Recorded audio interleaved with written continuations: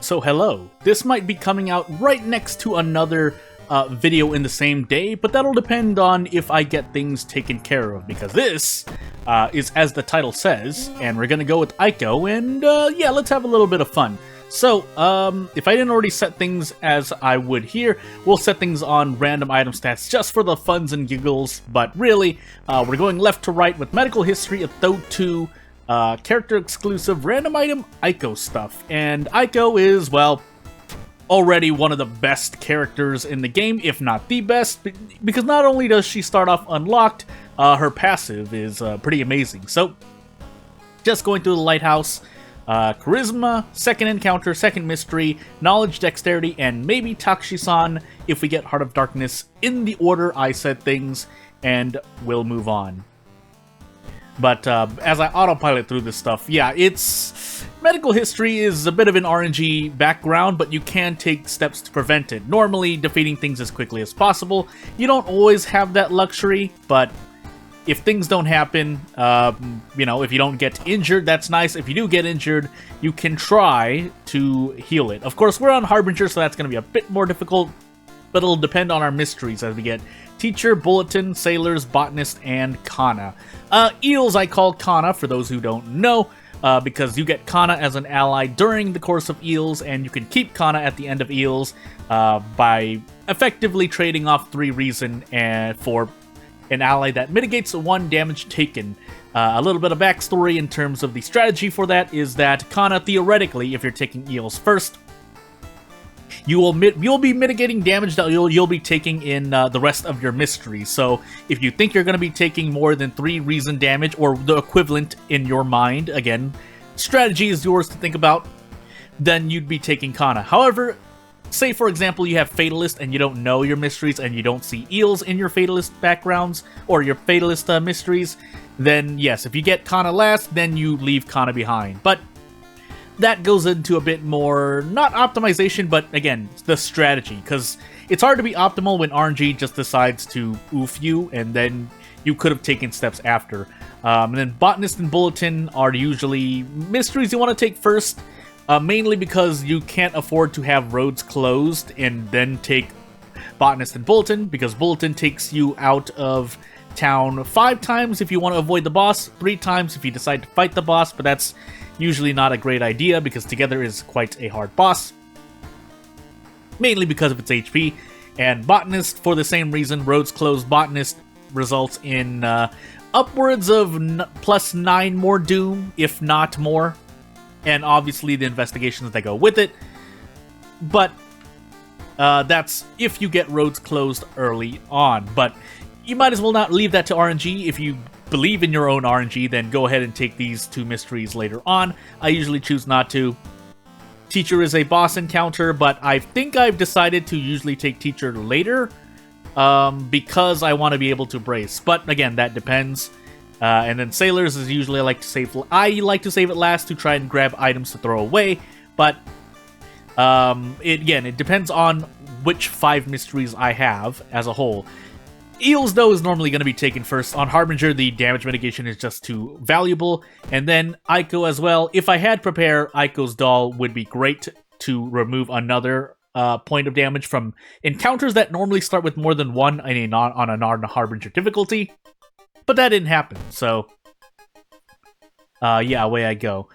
If you don't have Tree and you don't have anything else, usually you'd go scrounging around for funds in an attempt to get a weapon from the hardware shop, which is where you can at least go grab them. Aiko, however, can kind of work with kicks, but I could go into the, not police station, I could go into the doctor's office to grab the painkillers, sell that for 1 fun, and then sell the library notes and the medical kit if I wanted a weapon right now. I'm thinking about doing that. Again, this is if you don't have everything unlocked, which is obviously partly why I'm doing this series. But since I'm Aiko, I'm gonna be a bit confident here and just investigate immediately, mainly because Kana's with me. If Kana were not with me, I would be much more inclined to sell everything I have, because the medical kit normally sells for 2 funds, or you could split it into bandages. Again, it's based on your strategy and based on what you believe in your own RNG, so you can choose. The other dangerous thing about, you know, slowly unlocking everything, especially if you decide to do it on Harbinger for whatever reason that may be, is that you don't have the monument, and yeah, your doom will shoot up through the roof in Harbinger. So having the monument available, even though you're trading stamina, reason, or funds for it, you'd still like to do it. But anywho, we have the crowbar and we have the carpenter hammer. Anything above 100 speed is pretty much not going to be viable. Even assuming you get 8 in the stat, that's only a 24 time unit save, and having potentially only 1 attack boost is not great. 73 speed or 75 speed and below, on the other hand, is more than workable, because again, once you have a 5 in a stat, 75 minus 5 times 3 gives you a 60 time speed on attack, which at least gets you prep attack. So even if you can't have brace, you can at least usually go for a good amount of damage. Now, how good that's going to be is going to still depend, because you want your weapon to do at least 4 damage, so you can get 8 with prep attack, theoretically. If you can't get that, do your best with like maybe a 90-80 or an 80-70 or something like that. 80-70 is my comfort zone, but again, if you feel comfortable dodging, or you find efficiency with dodging, especially if it's efficient, then do what you can. Otherwise, here I normally just eat this in the face. Aiko has a normally a .1 again, as you can see, her offensive action multiplier is at 0.9 with her own passive. And if I recall correctly, I'm not an Aiko main, but her fast swimmer pushes that down to 0.77. But anywho, I probably could have been more efficient here, but again, with Aiko, it just feels so comfortable, because being able to fight encounters which are super buffed in Harbinger pretty much, even just a damage increase results in me considering enemies super buffed. So having faster actions, being able to brace, or basically the more flexibility to do actions like this, allows me to feel more comfortable fighting in encounters. Again, I could try to dodge as well, if you're lucky, or if it's more efficient. It's kind of a, how should I say it? To me, it's more a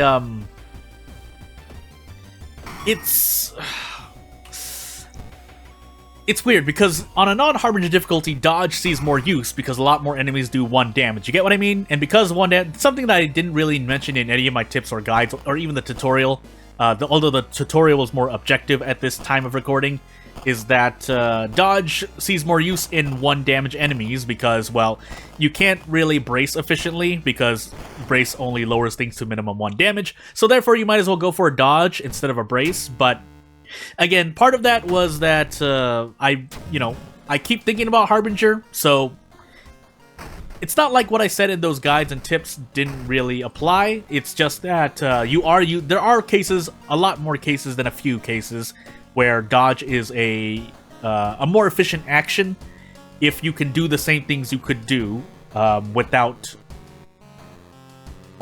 with or without dodging, if that makes any sense. I'll expand on that in a bit if I find an encounter where that applies. I might not, though, because of, again, enemies are just doing a bunch of damage right now. So I think we're on a Thotu, right? Yeah, so I have Kana to lower the damage I'm taking, but Thotu increases that back to Harbinger level. So Harbinger and Thotu add 2 damage on me, and Kana reduces it by 1. So damage is still going to be greater than 1, but again, there are very, very specific situations where even on a 2 damage or higher enemy, you might want to dodge. But that's kind of those situations are few and far between, which is why I still don't really, again, for simplicity's sake, I don't talk about using dodge in those situations. I should have said something like that, though, but anywho. So we are in Bulletin. It's pretty much non-negotiable. On Harbinger, anyway, you take ending A. Fighting together is not, 30 plus HP that you have to shoot through is not great. Also, I didn't visit the police station yet. Should always visit the police station, at least on Harbinger, I believe. What were my mysteries again? Bulletin, Botanist. Do I have a high threat level florist? I might even want to just set it there. But we do have 3 village investigations in Bulletin, so I might as well do that. That saves me 3 doom, or effectively 1 doom, because entering the police station takes 2%. Why am I forgetting this? Anywho. But yeah, Bulletin is pretty much non-negotiable. Once you've gotten all the endings you need for on Bulletin, which pretty much involves either doing the side quest or not, and then answering the ending mystery event correctly or incorrectly, yeah, there's no reason not to take ending A. It makes your life easier, it's better for Knight Errant, and yeah, you don't have to fight a boss, which would probably chew through a bunch of your HP, so to say. So, you know, just do ending A once you've learned enough of Botanist. Again, gotten all the immersion out of your first time playing through the game. That way you can focus on your strategy. If you are planning to play on Harbinger or, you know, challenge yourself in any way, or even, you know, play a TRPG version of World of Horror, but, you know. And with Aiko, if I didn't already say it before, yeah, Aiko's passive, making her combat actions, or offensive, even just offensive combat actions faster. If there's anything you can do to make enemies easier on Harbinger, your character immediately, whether you're a base character or a custom character, that makes your time on Harbinger a lot easier. Because not being able to brace comfortably, not being able to do prep attack comfortably, even that much, really can result in a lot more HP. It's a difference between taking 2 stamina or 4 to even 6 stamina, depending, just because of RNG and accuracy problems. So anywho, 30% Doom, we're doing pretty good in my mind, but anywho, as we do Teacher, no reason to really do the downtown side quest investigation. I normally don't like leveling up. If you do, I mean, again, I'm at 31% Doom right now, I can afford to. And yeah, Aiko being able to do this really comfortably really helps out. If and when I get Fast Swimmer, that shoots up through the roof, but yeah, Aiko, good strength and or dexterity if you decide to use a dexterity weapon, but even if she's not using a strength or dexterity weapon, just having the luxury of normally being able to do this makes things a lot better. Why can I do that exactly again? I feel like her brace shouldn't be that way, unless something... No, it is. Okay, no, never mind. Never mind, right? Yeah, never mind, because that's 56. Okay, for some reason I saw that brace was a lot faster than I thought. Also, I can get out on this turn. Again, most characters wouldn't be able to do this. Toshiaki and Ayaka have more comfortable encounters as well, hence why, to a lot of Harbinger players, I believe, me included, they are the top 3, and Aiko is probably at the top just because of her ease of access in allowing you to be flexible, whereas Toshiaki has some conditions, but he has Doom Decrease, and then, nice 12 roll by the way, and then Ayaka has Blood Mania, which is your I win button, so it really helps out to have easier encounters. Anywho, I could have set the hospital here, but unless I have another hospital investigation, it doesn't really get me as much. Hot Bath, and then all of Aiko's perks, of course, are very... None of them are useless. They are all likely to see use, and even if you weren't planning on, say, resting or succeeding a lot of events, having the extra boost helps out a lot. Do I have Fetid Fumes is the first question? I don't. So, let's rest here, might as well. Get some extra reason and stamina. And if I get Fetid Fumes now, then, or after this mystery, then all the more reason, right? So, yeah, we should be good for now. Again, medical history, or I didn't say it yet, but medical history does proc on turns, so Teacher might be a bit of a long one, so you might get an injury there, but usually you'll be just fine. I also could have just gone out of my mind and did this, but again, if you believe in it, go ahead and do it. I personally don't, but even then, you can see how well I'm doing on average. So, and again, the main reason why I didn't take Teacher 4th or 5th is because then this would be doing 4 Doom damage if you didn't see, which would result in me bracing for 2 Doom and only doing the damage I do here. So, I would rather take 1 Doom and still do this amount of damage and do the other thing. I think I get out here, right? Yeah, I do. And again, taking it later so that I know I can brace. I know Aiko can brace, but say if you're playing another character, I would highly, if you have Teacher, I would highly advise building Strength. But again, anything could happen. There are over 1,000 different combinations of character Old God backstories. So, I mean, yeah, your strategy is the same in like 70-75% of them minimum, but Yeah, that's how much RNG is involved. So I could take Sailors now. I could throw away probably 2 bandages or the baseball bat, but just in case, we'll take Botanist now, because Roads Closed can still hurt me a bunch. So, yeah, we have 44% Doom. We have more than enough to survive comfortably, and gonna follow my rule, because even if I braced here, I would probably be in this encounter for at least 3 turns, even if that weren't the case.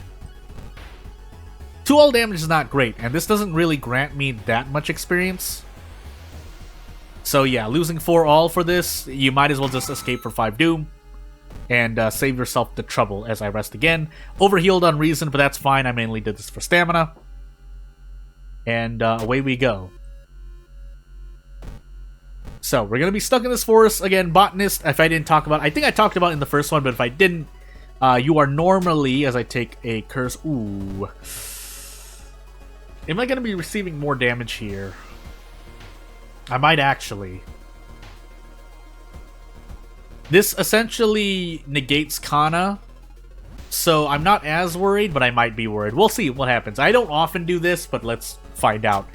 So, nice strength failure, by the way, but yeah, not getting rid of, or getting rid of Blood Frenzy opens me up to dying to stamina through events. So either way, it could be bad. I could still choose to run from encounters, but as my Doom steadily climbs, that becomes a lot more dangerous. But I think I said I had every single stat check, right? And the second encounter check, which I completely forgot, so I could die there, but let's find out. So I should be able to do this very, very comfortably.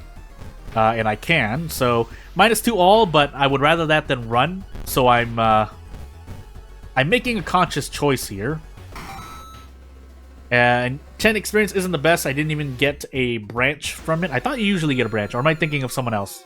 Anywho. This is reason when I fail, and I did, because I rolled a 12. And yeah, actually, well, lowering the threat level in the... That attack dog will help immensely, by the way. Lowering my threat level in the forest would have hurt my Doom a bit.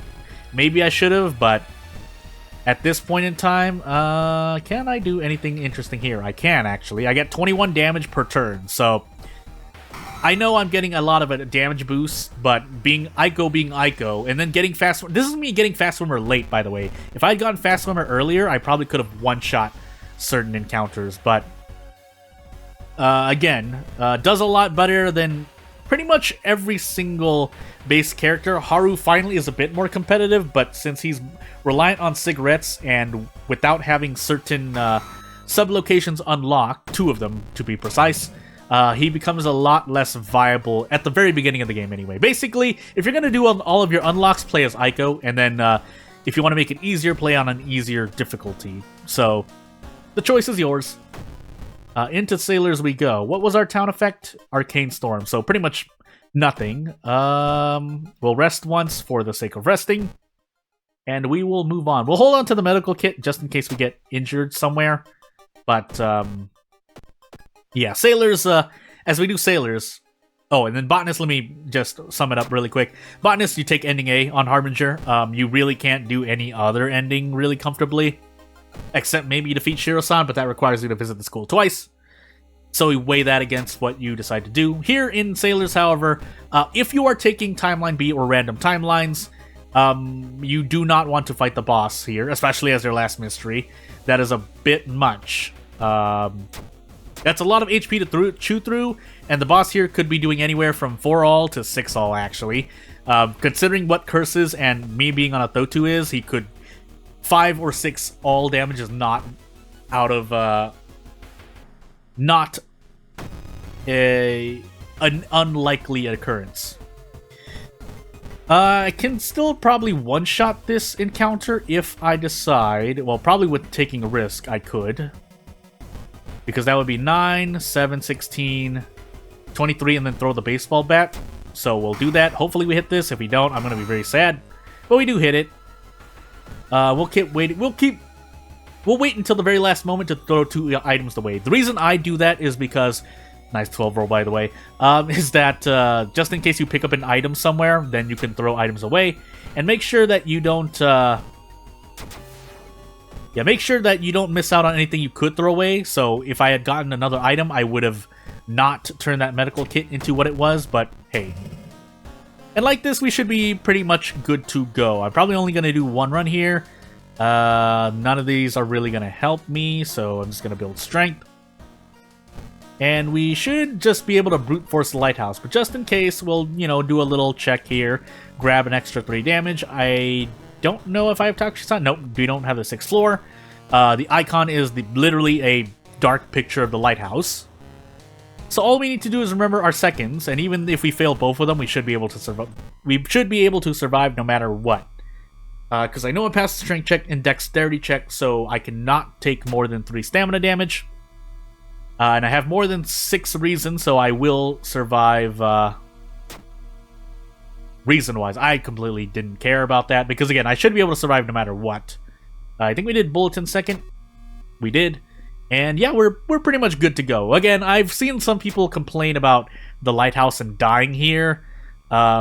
Mainly forgetting your second encounter, really. Second mystery, some people do forget, but theoretically, without human error, the lighthouse is pretty much should be mostly a walk in the park. Obviously, you could die to it, but that would be you dying to everything else. So, outside of the lighthouse. But without further ado, if you have any questions or want to see me do anything else, I have a video queue weighed up in my notes, so I am trying to do a lot of videos. But otherwise, if you want to support me long term, please subscribe to my channel. Otherwise, we'll check on if what we actually unlock, because I don't actually remember. Yeah, so Ico unlocks the cursed cartridge for whatever reason. I think that unlocked the bone saw. I already had that unlocked. Medical history unlocks the cult backstory. Second playthrough unlocks Mimi. And yeah, that should be it for now. So without further ado, thank you for watching, and I'll see you later. Bye!